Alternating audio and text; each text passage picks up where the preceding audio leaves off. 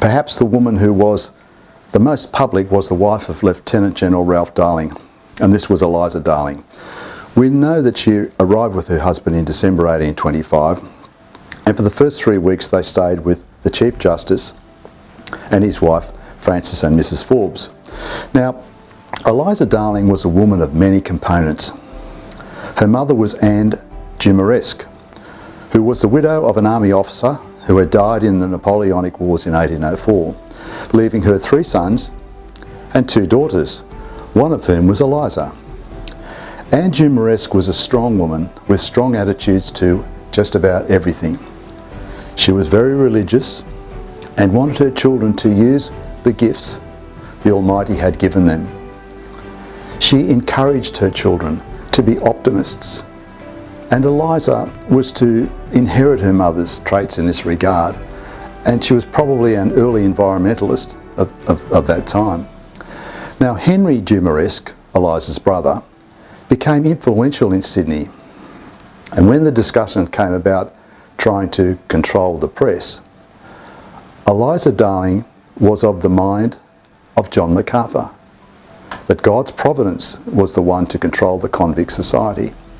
Now, William Jumaresque, on the 15th of October 1830, married Christiana Susan, the daughter of Alexander Macleay, the colony's colonial secretary. Now look, this was all nepotism to the press barons of the Australian and the Monitor, who just saw the brother-in-law of the general, the governor, get a government-appointed position, and therefore a place man, and it became a term used.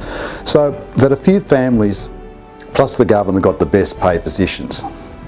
Now, when Governor Darling was recalled in 1831, at that time John MacArthur heard the news from London that his oldest son John had died. Darling wrote to MacArthur to give him solace, as did Eliza Darling comforting Elizabeth MacArthur, and I quote, she said, "There is but one comforter in such circumstances, and all that friendship can do was to mourn with those that mourned." But Eliza Darling tried to emulate those ballrooms and high ceiling spaces common in aristocratic England, as she tried to bring that into the colony of New South Wales with some success. Eliza Darling wrote a wholesome pamphlet called "Simple Rules for the Guidance of Persons in Humble Life." This indicates Eliza's view, shared by both Marsden and MacArthur, that there was a class to society, an order of things that was meant to be, and if this order was maintained, there would be peace and harmony within a society. Very well-meaning people, no doubt, although it sounds a little bit odd today for us. Eliza Darling, then by definition, was a fierce enemy of William Charles Wentworth. There is little evidence of any fights or contretemps between them, but even in later life, living in Cheltenham in England, she would hear about Wentworth's struggles and lost battles with delight and relish. She loved it.